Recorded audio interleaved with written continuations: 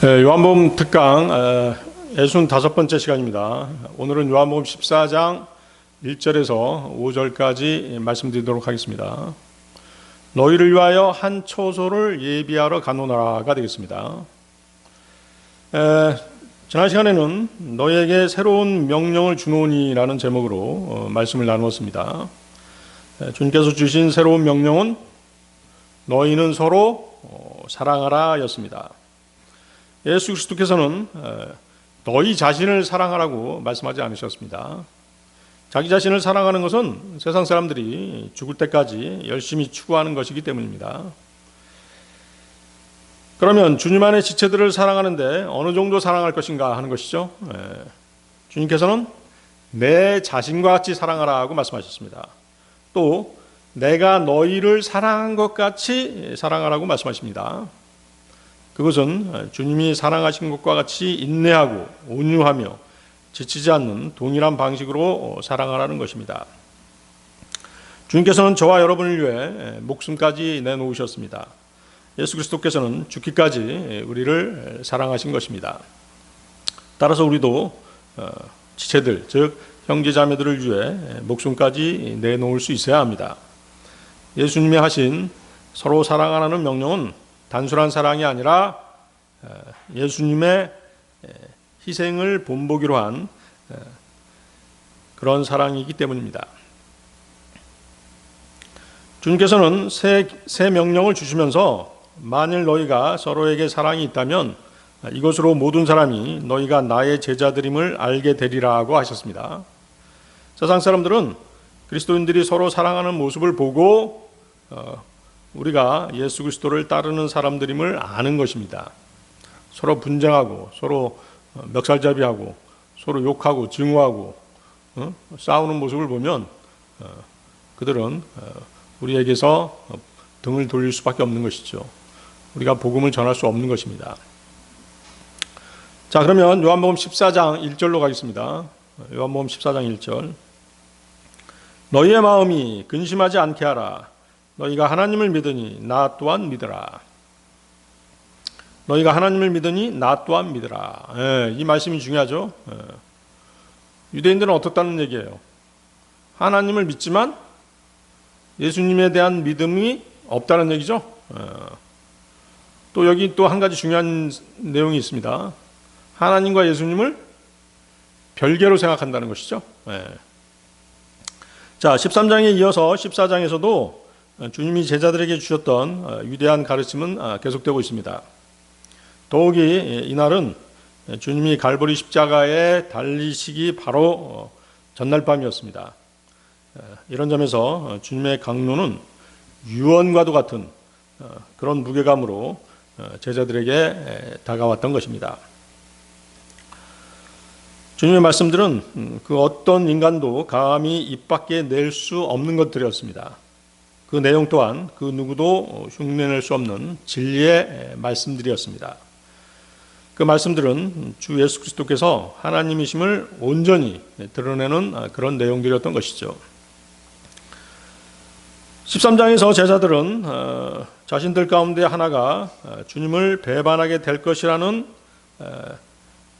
안 좋은 예언의 말씀을 주님께 들었습니다. 그리고 얼마 안 있으면 주님께서 자신들이 따라갈 수 없는 곳으로 떠나신다라고 말씀하셨습니다. 그러자 베드로는 목숨을 내놓고서라도 주님을 따라가겠노라고 그렇게 호언장담합니다.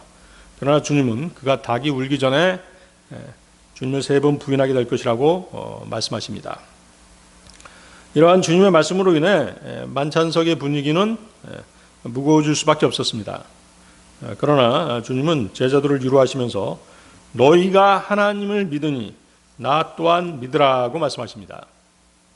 제자들은 지금까지 여러 상황에서 주 예수 그리스도를 믿겠다라고 그렇게 다짐했습니다. 특별히 베드로는 제자들을 대변해서 이렇게 말했습니다. 요한복음 6장 69절이죠. 요한복음 6장 69절에서 우리는 당신께서 그 그리스도요 살아계신 하나님의 아들이심을 믿으며 확신하나이다. 이것은 실로 위대한 신앙 고백이었습니다. 베드로의 이 고백은 자신의 믿음을 훨씬 뛰어넘는 그런 고백이었던 것이죠. 그가 주 예수 그리스도에 대해서 갖고 있던 믿음, 그 이상을 표현한 말이었습니다. 그가 이런 고백을 하게 된 것은 어떤 초자연적인 힘, 그 초자연적인 힘은 뭘까요? 그렇죠? 성령님의 개입이 있었음이 분명합니다. 스스로 이 얘기를 하기는 어렵거든요. 그 당시 베드로의 믿음에 비추어서 그렇습니다. 자, 이런 고백이 있었음에도 불구하고 주님은 제자들에게 계속해서 나를 믿으라고 말씀하십니다. 자, 베드로는 요한복음 13장 37절에서 주여 어찌하여 제가 지금은 당신을 따를 수 없나이까? 제가 당신을 위하여 저의 생명을 내려놓겠나이다 라고까지 말했습니다. 그의 말에는 물론 인간적인 열심이 섞여 있었습니다. 그러나 분명한 것은 예수님을 주로 고백하고 그분을 따르려는 그런 믿음이 있었다는 사실이죠. 그런 열성이 있었던 것입니다. 베드로와 함께 했던 다른 제자들 또한 여러 차례 주님의 말씀을 인정하고 동의함으로써 자신들의 믿음을 표현했었습니다. 요한복음 6장 68절 보시면 주여 우리가 누구에게 가오리까? 당신께 영생의 말씀들이 있나이다. 그렇죠? 베드로가 이런 고백들을 했지만 사실은 뭐예요? 제자들도 제자들을 대변해서 그렇게 얘기한 것이죠. 제자들은 이미 주님이 하나님께로부터 오신 분임을 고백할 정도의 그런 기초적인 믿음은 가지고 있었던 것이죠. 그렇죠? 그런데 이러한 제자들의 고백들이 있었음에도 불구하고 주님께서 나를 믿으라라고 하신 이유가 무엇이겠습니까? 몇 가지로 우리가 분류해서 살펴볼 수가 있습니다. 첫 번째는 나를 믿으라고 하신 그 이유, 그것은 첫 번째 다가올 시험, 곧 십자가 사건 때문이었던 것이죠. 제자들의 믿음은 진실했지만 아직 연약한 수준이었습니다. 곧 예수님이 잡히고 주님이 십자가에 달리시는 충격적인 사건이 일어날 것입니다. 그들의 믿음이 흔들릴 것을 주님은 아셨던 것입니다. 그래서 마음에 근심하지 말라고 하십니다. 하나님을 믿듯이 주님 자신을 믿으라고 격려해 주신 것입니다. 불안감 속에서도 주님만을 의지하라는 그런 말씀이셨던 것이죠. 두 번째, 당시 제자들은 유대인으로서 하나님을 믿는 믿음을 가지고 있었습니다. 그러나 그들은 예수님을 하나님과 동등하게 믿지 않고 있었습니다. 예수님께서는 너희가 하나님을 믿는 것 같이 나도 믿으라고 하십니다. 주님 자신을 하나님과 동등한 믿음의 대상으로 세우신 것이죠. 즉 하나님에 대한 믿음과 그리스도에 대한 믿음이 동일해야 한다는 점을 강조하신 것입니다. 자, 제자들은 하나님을 믿었습니다. 그러나 마귀도 하나님을 믿고 떨죠. 야고보서 2장 19절인데요. 야고보서 2장 19절. 내가 유일하신 하나님이 계심을 믿으니 내가 잘하는 것이라 마귀들도 믿고 떠느니라. 그런데 예수 그리스도께서는 그렇게 하나님을 믿듯이 나 또한 믿으라고 그렇게 명령하시는 것입니다. 그들이 하나님을 믿으니 그 믿음을 지속하되 그 믿음을 예수 그리스도를 믿는 믿음으로까지 연장하도록 그렇게 촉구하고 계신 것이죠. 그렇다는 얘기는 뭐예요? 제자들의 믿음이 완전하지 않다는 얘기죠. 제자들의 믿음이 불완전하다는 것은 빌립의 말에서도 분명하게 드러나고 있습니다. 요한복음 14장 8, 9절입니다. 밑에 한번 보십시오. 요한복음 14장 8절 9절. 빌립이 그분께 말씀드리기를 주여 아버지를 우리에게 보여주소서 그리하면 그것이 우리에게 족하겠나이다 하니라. 예수님께서 그에게 이같이 말씀하시니라. 빌립아 너희가 그렇게 오랜 시간을 나와 함께 있었는데 아직도 너는 나를 모르느냐? 나를 본 자는 아버지를 본 것이라. 그러하거늘 어찌 너는 말하기를 우리에게 아버지를 보여주소서 하느냐. 자, 예수 그리스도를 본 자는 하나님 아버지를 본 것이라고 주님께서는 아주 단호하게 말씀하십니다. 이것은 육신을 입고 오신 하나님이 곧 주 예수 그리스도이심을 선언하신 말씀인 것입니다. 요한복음 14장 10절도 보십시오. 그 밑에 내가 아버지 안에 있고 아버지께서 내 안에 계심을 내가 믿지 아니하느냐? 내가 너희에게 전한 말들은 내가 스스로 전하는 것이 아니니라. 다만 내 안에 거하시는 아버지 곧 그분께서 그 일들을 행하시는 것이니라. 자, 예수 그리스도 안에 계시는 분은 곧 하나님이셨습니다. 따라서 그분께서 하시는 말씀이 하나님께서 하시는 말씀이었던 것이죠. 그분께서 행하시는 일들이 바로 하나님께서 행하시는 일들이었습니다.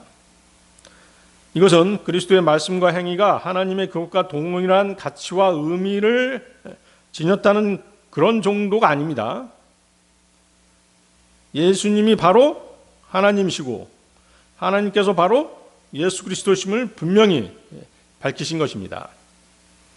예수 그리스도와 주 예수님과 주 하나님은 동일한 분이시라는 것이죠. 따라서 너희가 하나님을 믿으니 나 또한 믿으라는 말씀은 주님께서 바로 하나님이시기 때문에 예수님을 하나님으로 믿으라는 말씀이었던 것입니다.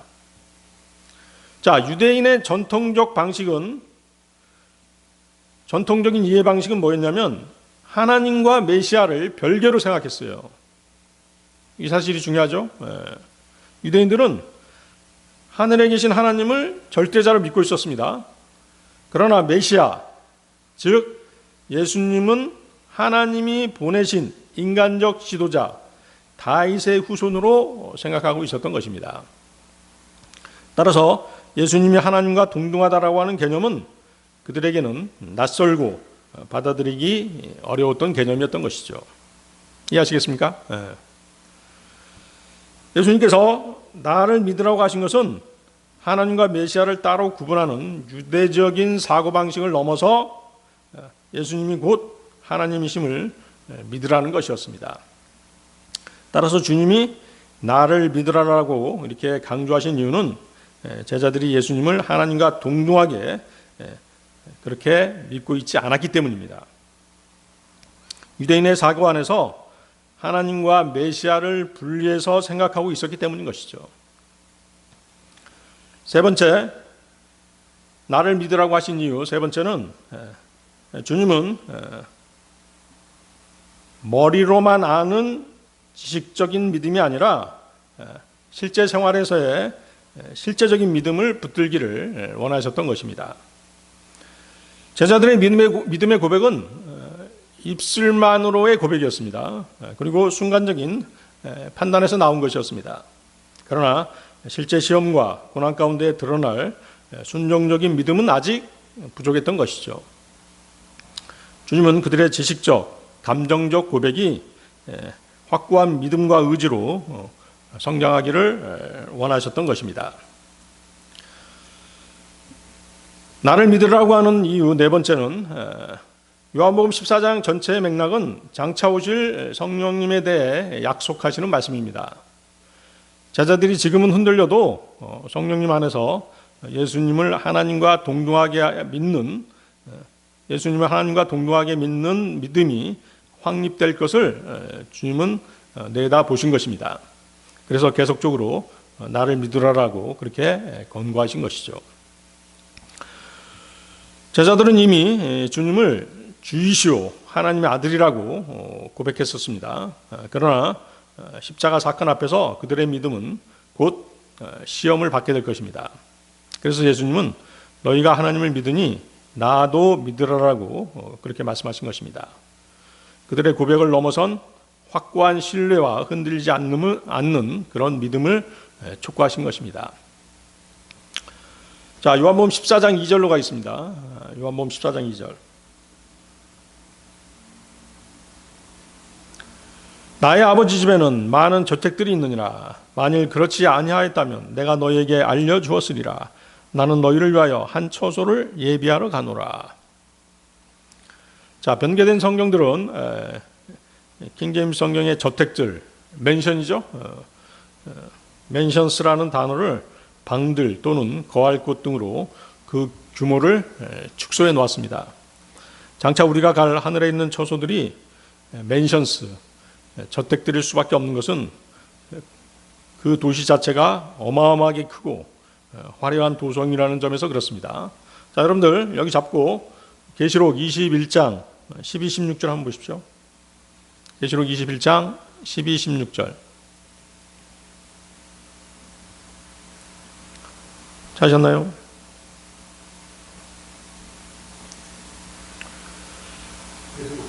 계시록 21장 12, 16절. 그리고 거대하고 높은 성벽이 있었고 12대문이 있었으며 대문들에는 12천사가 있었고 그것들 위에 이름들이 기록되었는데 그것은 이스라엘 자녀들의 12지파의 이름들이라. 동쪽의 대문들이 셋이요 북쪽의 대문들이 셋이요 남쪽의 대문들이 셋이요 서쪽의 대문들이 셋이라. 그리고 도성의 성벽에는 12기초가 있었고 그것들 안에는 어린 양의 12사도의 이름들이 있더라. 그리고 나와 대화한 이는 그 도성과 그것의 대문들과 그것의 성벽을 측량하고자 금 갈대 하나를 가졌더라. 그리고 그 도성은 정사각형으로 놓여 있어서 그 길이가 너비만큼 길었더라. 그리고 그가 갈대로 도성을 측량하였더니 12,000폴롱이라. 그것의 길이와 너비와 높이가 같았더라. 자,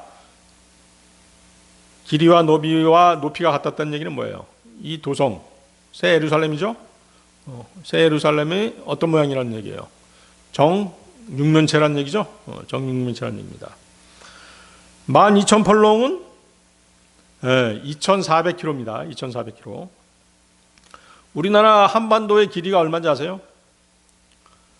1,100km예요. 그러니까 새 예루살렘은 우리나라 한반도 길이의 2배가 넘는 것이죠. 아시겠어요? 그것이 정육면체로 이제 딱 하늘에서 내려오는 것입니다. 그러니까 어때요? 그 안에 있는 집들은 원룸이 아니죠? 저택들이겠죠. 그렇죠?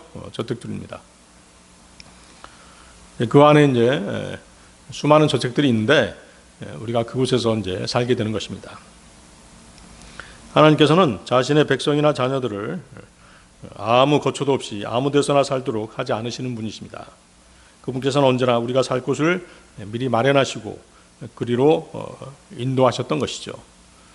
아담이 그랬죠. 맨 처음 아담을 창조하시고 아담이 거처할 장소를 마련해 주셨죠. 에덴의 동편에 동산을 세우시고 그것에 들어와서 살도록 하셨습니다. 이스라엘 백성들을 위해서는 가나안 땅을 마련해 두셨습니다. 이와 같이 주님께서도 자녀들을 위해서 처소를 미리 마련하러 가신다라고 말씀하십니다. 하나님께서 행하시는 모든 일들이 치밀한 계획에 따라 한 채 오차도 없이 진행되고 있는 것입니다. 유대인들은 예루살렘 성전을 하나님 아버지의 집이라고 불러왔습니다. 그렇죠? 왜냐하면 성전은 하나님의 임재의 장소였기 때문입니다. 이스라엘은 오랜 세월 그곳에서 하나님을 경배했었습니다. 또한 백성들이 그분과 교제하는 곳이 바로 성전이었습니다. 그러나 주 예수님께서는 공생애를 끝마치기 전에 그 성전을 부정적으로 말씀하셨죠. 마태복음 23장 38절인데요. 마태복음 23장 38절. 보라, 너의 집이 너희에게 황량하게 남겨졌도다. 조금 있으면 주님께서 이 지상을 떠나실 것입니다. 셋째 하늘 아버지 집으로 돌아가실 것입니다. 그리고 지상의 성전, 예루살렘 성전은 로마 병사들에 의해 철저히 부서지게 될 것입니다. 마가복음 13장 2절인데요. 마가복음 13장 2절. 그러자 예수님께서 그에게 대답하며 말씀하시기를 너는 이 거대한 건물들을 보느냐? 돌 하나도 다른 돌 위에 남지 않고 무너져 내리리라 하셨느니라. 자, 이제 주님께서는 그분의 말을 바꾸어서 셋째 하늘에 있는 성전을 아버지 집이라고 말씀하시는 것입니다. 그리고 주님은 그곳으로 영광 가운데 돌아가실 것을 말씀하시는 것이죠. 그곳에서 주님은 그분이 구속하신 자들에게 그분을 더욱 영광스럽게 나타내 보이실 것입니다. 또한 구속받은 자들은 그곳에서 아무런 방해도 받지 않고 경건한 아름다운 가운데 주님을 경배하게 될 것입니다. 주님께서는 7년 환란이 끝나는 시점에 휴거된 성도들과 함께 이 땅으로 돌아오시게 됩니다. 그리고 새롭게 지어진 천년왕국 때 지어질 성전이 뭐죠? 에스겔 성전입니다. 에스겔 성전에서 천년 동안 이 땅의 백성들을 통치하시게 될 것입니다. 새 예루살렘에서의 영화로운 삶은 주님의 그 천년 통치가 끝나고 그리고 최후의 백부자 심판이 끝난 후 영원 세계에서 이루어지는 것입니다. 다시 돌아가 보십시오. 요한복음 14장 2절. 나의 아버지 집에는 많은 저택들이 있느니라. 우리의 많은 믿음의 선조들은 변변한 거처도 없이 떠돌아다니는 순례자의 삶을 살았습니다. 혹여 몸을 기댈 곳이 있다라고 하더라도 그곳을 영원한 처소라고 생각하지 않았던 것이죠. 그들이 그리워했던 것은 어디입니까? 항상 셋째 하늘의 본향이었던 것입니다. 히브리서 11장 16절인데요. 히브리서 11장 16절. 그러나 이제 그들은 더 좋은 본향을 사모하니 곧 하늘에 있는 본향이로다. 이런 이유로 하나님께서는 그들의 하나님이라 불리는 것을 부끄러워하지 아니하시느니라. 이는 그분께서 그들을 위하여 한 도성을 예비하셨기 때문이라. 자, 우리가 가야 할 셋째 하늘은 왕국이라고 불렸습니다. 주님이 다스리는 질서 정연한 곳이기 때문입니다. 그곳은 그 크기의 광대함 때문에 나라라고도 불렸죠. 그곳은 항상 환희에 넘치는 장소였기에 낙원이었습니다. 패러다이스였습니다. 또 거주자들이 많음으로 인해 도성이라고 불리기도 했습니다. 나는 너희를 위하여 한 처소를 예비하러 가노라. 주 예수님께서는 그분의 십자가 죽음으로 모든 믿는 성도들이 하늘 왕국에 들어갈 수 있는 권리를 획득하신 것입니다. 주님께서는 우리의 대표자로서 그곳에 들어가셔서 그분의 백성들을 위해서 처소를 예비하실 것입니다. 또한 주님은 우리의 대제사장으로서 그분의 피로 하늘 지성소에 들어가셨습니다. 그렇죠? 그곳에 우리를 위한 처소를 예비해 두신 것입니다. 십자가의 보혈을 주 하나님께 보이시면서 이것이 나의 피입니다. 모든 세상 사람들을 위한 죗값입니다. 라고 보이셨던 것이죠. 또한 그리스도께서는 그분의 백성들을 위해서 쭉 그들이 하늘에서 환영받을 특권과 영원한 처소를 확보하기 위해서 필요한 모든 일을 다 하셨던 것입니다. 그리스도께서 우리를 위하여 처소를 예비해 두겠다라고 약속하신 그 사실로 미뤄볼 때 그곳 하늘 처소는 여기에 있는 그 어떤 곳보다도 훨씬 뛰어나다는 것을, 화려하다는 것을 확실히 우리는 알 수 있는 것입니다. 그리고 이 사실은 천국을 마치 판타지 소설에 나오는 막연한 곳으로 생각하는 자들의 그 모호하고 환상적인 생각을 없애버리신 것입니다. 자, 요한복음 14장 3절로 가겠습니다. 요한복음 14장 3절. 그리고 만일 내가 가서 너희를 위하여 한 처소를 예비한다면 나는 다시 올 것이요 너희를 나 자신에게로 맞아들이리라. 이는 내가 있는 곳에 너희 또한 있게 하려 함이라. 자, 앞에 2절도 그렇지만 여기 3절 또한 단지 제자들만을 대상으로 하신 말씀은 아니죠. 훨씬 넓은 의미에서 모든 구원받은 사람들을 대상으로 하신 말씀입니다. 따라서 2절, 3절은 그리스도의 재림과 관련되는 구절이죠. 그렇죠? 그리스도의 재림과 관련이 있죠. 고린도후서 5장 6절 8절 말씀인데요. 고린도후서 5장 6절 8절 말씀. 그러므로 우리가 몸 안에서 집에 있는 동안 우리는 주와 떨어져 있음을 알면서도 우리가 항상 확신에 차 있느니라. 이는 우리가 믿음으로 살아가고 보는 것으로 살아가지 아니하기 때문이라. 내가 말하노니 우리가 확신하고 기꺼이 원하는 것은 오히려 몸에서 벗어나 주와 함께 있는 것이라. 자, 몸 안에 있을 때 우리는 주님으로부터 물리적으로는 떨어져 있습니다. 그렇죠? 하지만 영적으로는 결코 떨어져 있지 않습니다. 고린도전서 6장 17절인데요. 고린도전서 6장 17절. 그러나 주와 결합된 자는 한 영이라. 이렇게 말씀하시죠? 주와 결합된 자는 한 영이라. 우리는 어떻다는 얘기예요? 주와 결합되어 있다는 얘기죠. 에베소서 5장 30절. 에베소서 5장 30절. 이는 우리가 그분의 몸과 살과 뼈들의 지체들이기 때문이라. 교회는 그리스도의 몸이죠. 그래서 우리의 구원이 영원히 보장되는 것이에요. 우리가 그리스도의 지체이기 때문에 주님께서는 그분의 몸의 일부분을 잘라내서 버릴 수가 없는 것이죠. 자, 이런 사실을 믿지 않으려고 한다면 성경의 위대한 진리를 믿지 않는 것 같은 것이죠. 이단 교리를 믿고 있는 것이에요. 자, 지리적으로 봤을 때 그리스도의 몸은 하늘 왕국에 계신 하나님 아버지 우편에 앉아 계십니다. 그렇죠? 지금 주님께서 어때요? 부활 승천하신 다음에 하나님 오른편에 앉아 계시잖아요. 저와 여러분의 몸은 이곳 지상에 있죠. 그러나 우리의 영은 어떻다는 얘기예요? 주와 결합된 자는 한 영이라고 말씀하시잖아요. 그러니까 우리의 영은 지금 어디에 있는 것이에요? 그렇죠. 그분과 함께 천상에 하나님 오른편에 앉아 있는 것이에요. 이해하시겠습니까?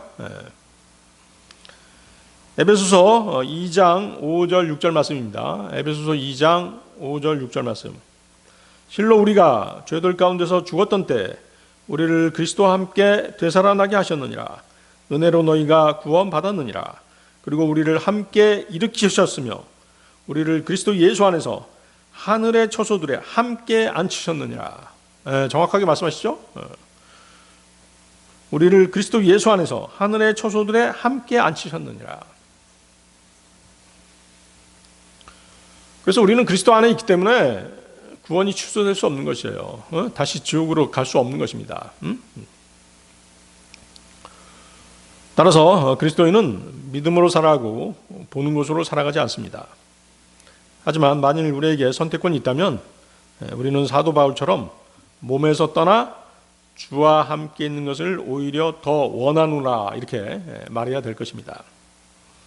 모든 거듭난 하나님의 자녀들은 죄악의 구렁텅이와도 같은 이곳 세상에 머무는 것보다는 차라리 본향으로 가서 주님과 함께 있고 싶어 할 것입니다. 그렇죠? 여러분도 같은 마음이죠? 사도 바울은 빌립보서 1장 21절에서 뭐라고 얘기했습니까? 빌립보서 1장 21절. 이는 내게는 사는 것이 그리스도요 죽는 것이 이득이기 때문이라고 이렇게 얘기했습니다. 다들 살려고 아둥바둥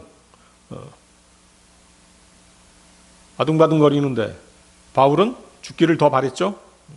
그 이유가 무엇이겠습니까? 바울은 셋째 하늘에 대한 소망이 이 지상에서 사는 것보다 더 소중했기 때문입니다.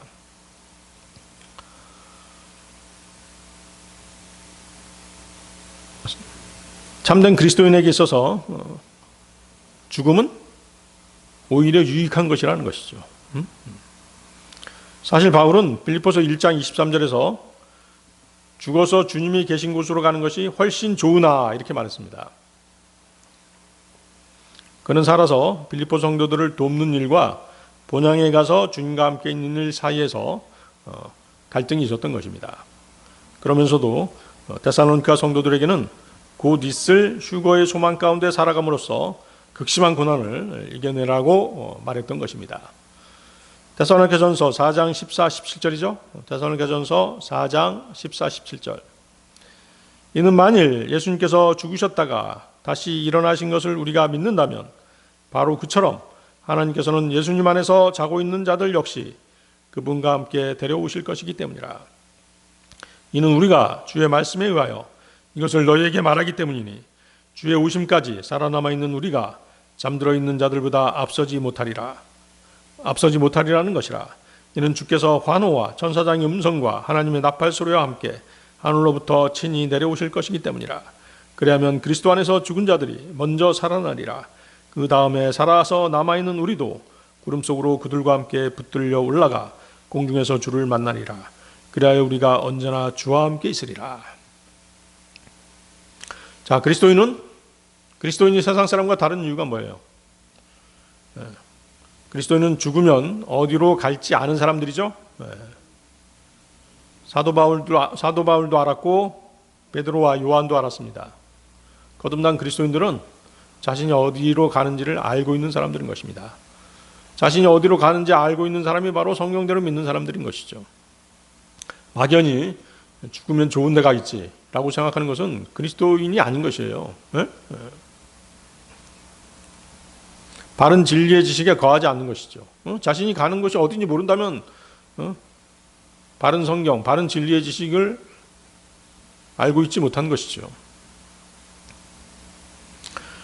그리스도인은 자신이 어디로 가고 있는지를 알 뿐만 아니라 그곳에 가고 싶어하는 사람들인 것입니다. 왜 그곳에 가고 싶은 것이죠?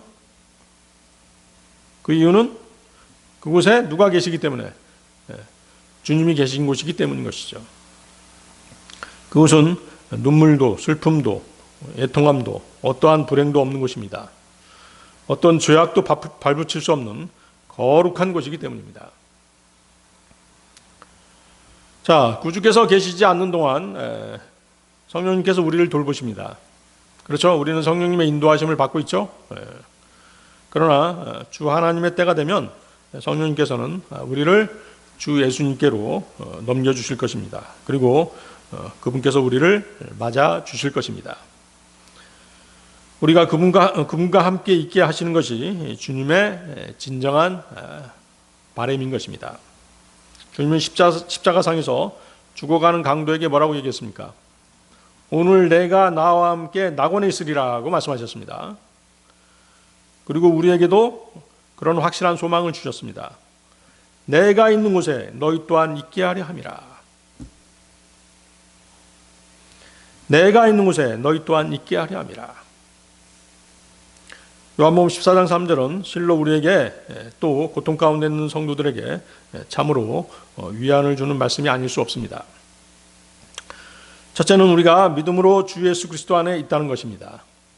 둘째는 셋째 하늘에 있는 아버지 집이 곧 우리의 영원한 본향이라는 주님의 보장이 그것입니다. 셋째는 구주께서 우리가 본향에서 환영받고 영접받기에 합당하게 하기 위해서 모든 험한 일을 당하셨다는 것입니다. 또한 지금도 은혜를 베풀어 주시고 계시죠. 네 번째는 주님께서 우리를 영접하시려고 친히 강림하시리라는 휴거의 복된 소망이 있기 때문입니다. 마지막 다섯 번째는 우리가 주님과 더불어 영원히 있게 될 것이라는 귀한 약속 때문입니다. 자, 요한복음 14장 4절 5절로 가겠습니다. 요한복음 14장 4절 5절. 그런즉 내가 어디로 가든지 너희가 알며 그 길도 너희가 아느니라. 도마가 그분께 말씀드리기를 주여 우리는 당신께서 어디로 가시는지 모르나이다.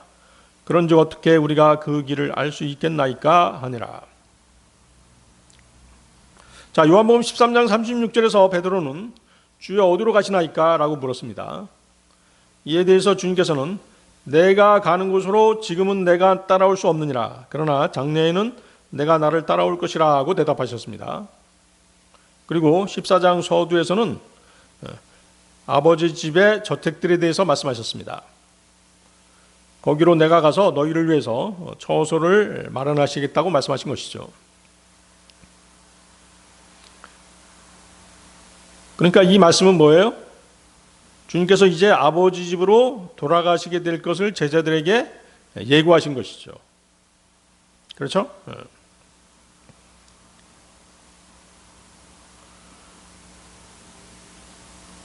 그러니까 여기서 주님의 말씀은 실제로 제자들이 이미 충분한 지식을 전달받았다는 것을 전제로 하신 말씀입니다. 그렇죠? 너희가 아느니라 이렇게 말씀하셨잖아요. 너희가 아느니라. 너희가 아느니라고 말씀하신 이유가 뭐냐면 내가 너희한테 지금까지 내가 아버지 집으로 돌아간다는 것, 내가 하나님의 아들이고 어? 너희들의 구원을 위해서 이 땅에 왔고 결국 내가 십자가상에서 죽어서 아버지께로 돌아간다라고 하는 오랜 시간 동안 너희들과 동행하면서 이러한 지식들을 너희에게 알려줬다. 어? 그래서 충분하리만큼 너희가 알고 있는 그 지식을 전제로 말씀하신 것이에요. 어떤 말씀을 하신 것이에요? 너희가 아느니라 이렇게 말씀하신 것이죠. 그렇죠? 자, 주님은 자신이 아버지께로 가심을 거듭 말씀하시죠? 지금 새롭게 말씀하신 게 아니잖아요. 지금까지 얘기해왔던 것이라는 것이죠. 예수님께서는 제자들과 동행하시면서 그분이 하신 말씀과 사역을 통해 그분의 길, 진리, 생명이신 자신을 알도록 이미 계시해 주셨던 것이죠. 요한복음 14장 6절이 바로 그 유명한 말씀이지 않습니까? 요한복음 14장 6절 예수님께서 그에게 이같이 말씀하시니라. 나는 길이요 진리요 생명이라. 나로 말미암지 그는 아버지께로 올 자가 아무도 없느니라. 따라서 너희가 안다라고 하는 표현은 제자들이 이미 지식적으로 알고 있다는 뜻이었습니다. 그렇죠? 왜? 주님께서 지금까지 얘기해 오셨기 때문인 것이죠. 그러나 그들이 완전히 이해했다는 말은 아니었습니다. 완전히 이해하지 못했다는 것을 어떻게 알 수 있죠? 바로 뭐예요? 도마가 그렇게 물어보잖아요. 응? 응? 또 빌립이 또 그렇게 물어보고 있죠? 도마가 뭐라고 얘기합니까? 주여, 우리는 당신께서 어디로 가시는지 모르나이다. 그런즉 어떻게 우리가 그 길을 알 수 있겠나이까? 라고 의문을 표하고 있죠. 제자들은 지금까지 주님의 말씀을 귀로 들었지만 마음으로는 깨닫지 못하고 있는 그런 상태였던 것입니다. 요한복음 14장 4절에 주님의 말씀은 제자들이 앞에서 들은 말씀을 주님과의 교제를 통해 이미 알고 있었어야 한다는 것을 전제로 하신 말씀인 것이죠. 그러나 실제로 제자들은 아직 영적으로 충분히 깨닫지 못했던 것입니다. 그래서 도마와 같은 그런 질문이 이어지게 된 것입니다. 자, 도마는 언제나 의심이 많아서 사람을 잘 믿지 못합니다. 주님은 분명히 아버지 집으로 가서 처소를 마련하면 다시 데리러 오시겠다라고 말씀하셨습니다. 그런데도 그는 여전히 주님께서 어디로 가시는지 모르는데 라고 말하는 것이죠. 자, 주님은 제자들에게 너희가 안다라고 말씀하십니다. 이는 그들이 객관적으로 알 수 있는 계시와 자료를 이미 충분히 주님으로부터 전달받았음을 의미하는 것입니다. 즉 제자들은 그동안의 말씀과 표적을 통해 주님이 누구시며 어디로 가시는지에 대한 지식을 소유한 상태에 있었습니다. 그러나 도마의 반응에서 보듯이 제자들은 실제로는 완전히 이해하지 못하고 있었던 것이죠. 그들은 머리로만 알았지 마음으로는 믿지 못하고 있는 상태였던 것입니다. 왜 그랬을까요? 왜? 제자들에게는 아직 성령님께서 그들 안에 내주하고 계시지 않았기 때문인 것이죠. 이 사실이 중요합니다. 성령님께서 오셔서 그 모든 것을 가르치실 때야 비로소 주님의 말씀의 의미가 완전히 그때 깨달아질 것입니다. 요한복음 14장 26절이죠. 그 밑에 보십시오. 요한복음 14장 26절.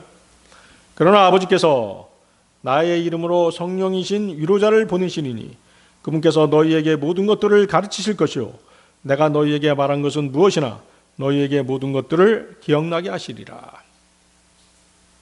따라서 너희가 안다라고 하는 주님의 말씀은 현재 시점에서 제자들의 불완전한 이해를 드러내는 역설적인 표현이었던 것입니다.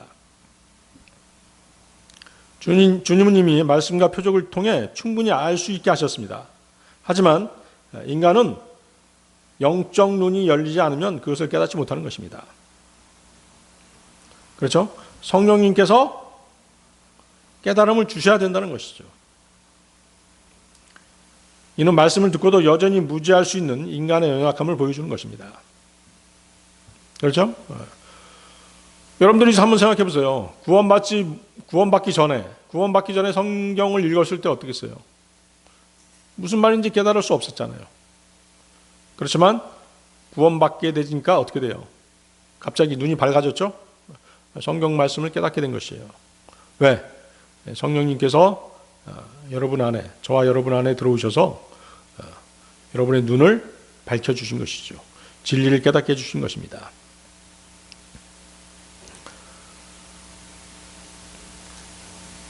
예수님은 제자들이 스스로 질문하고 갈급함을 드러내도록 하셨습니다. 그렇죠? 너희가 안다라고 말씀하시면서 그렇게 하신 것이에요.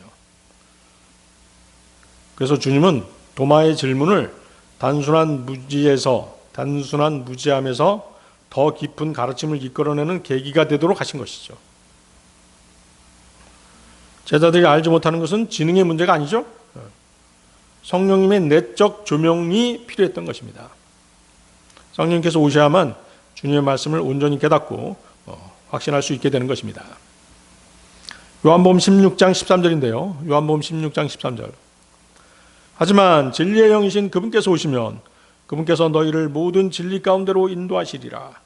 이는 그분께서 자신에 관하여 말씀하지 아니하실 것이기 때문이요. 다만 무엇이든지 그분께서 들으실 것을 친히 말씀하시리라. 그리고 그분께서는 다가올 것들을 너희에게 보이시리라. 따라서 요한복음 14장 4절은 이미 주어진 계시의 충분함과 인간 이해의 불완전성을 동시에 보여주는 그런 말씀입니다. 그렇죠? 주 예수님을 통해서 진리, 곧 계시가 충분히 제자들에게 전달이 됐어요. 그렇지만 그들의 불완전함으로 인해서 깨닫지 못하고 있었던 것이죠. 그리고 그 깨달음은 누구를 통해서? 장차 오실 성령님을 통해서 깨닫게 되는 것이죠. 이해하시겠습니까? 네. 자, 예수님께서 제자들에게 너희가 안다라고 하신 것은 제자들이 못 들어서 알지 못한다는 그런 뜻이 아닙니다. 믿음과 깨달음으로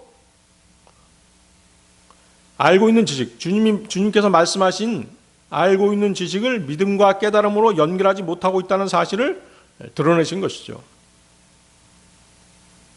자, 제자들 앞에 서 계신 분은 말씀이 육신이 돼서 오신 분이십니다. 그분은 하나님 아버지의 계시를 직접 선포하시는 분이십니다. 따라서 그분의 말씀은 완전하고 분명합니다. 그러나 제자들은 여전히 육신에 속한 자들입니다. 그분의 말씀을 듣고도 참 뜻을 파악하지 못하는 것이죠. 이는 말씀 자체의 부족함이 아니라 듣는 자들의 영적 상태의 한계 때문인 것이죠. 그래서 어떤 분, 성령님의 사역이 필요한 것이에요. 성령님의 사역은 바로 그리스도께서 이미 주신 말씀을 기억나게 하시는 것입니다. 깨우쳐 주시는 것이죠. 그 의미를 밝히 깨닫게 하는 것입니다. 즉 제자들이 주님의 음성을 직접 들었음에도 이해하지 못한 이유는 성령님의 조명이 결핍된 상태였기 때문입니다. 그렇죠? 주님께서 부활 승천하신다면은 이제 성령님께서 활동을 하시는 것이에요. 성령님께서 오신 이후에야 비로소 그 말씀들이 살아 움직이며 마음속에서 이해가 되는 것입니다. 타락한 인간의 지성만으로는 영적인 말씀을 온전히 깨달을 수 없는 것입니다. 고린도전서 2장 14절이죠. 고린도전서 2장 14절. 그러나 본성적인 사람은 하나님의 영께 속한 것들을 받지 아니하느니라. 이는 그것들이 그에게는 어리석음이기 때문이요. 그는 그것을 알 수도 없으니 그것들은 영적으로 분별되기 때문이라. 영적인 분별력은 성령님께서 우리 안에 오셔야만이 분별할 수 있는 것이에요. 그렇죠? 지식적으로 알아가지고는 도저히 깨달을 수 없는 것입니다. 돌 같은 사람 보세요. 돌 같은 사람. 엄청나게 많은 기독교 지식을 가지고 있잖아요. 그렇지만 그 사람 강의를 들어보면 어때요? 죄다 엉터리잖아요. 응? 영적 분별력이 전혀 없는 것이에요. 구원받지 않았기 때문에, 성령님께서 안 계시기 때문에 지식적으로는 많이 알아도 선과 악, 올바름을 분별하지 못하는 것이에요. 옳고 그름을 분별하지 못하는 것이죠. 예수님께서는 제자들을 즉시 완전한 깨달음에 이르게 하시지 않으셨어요.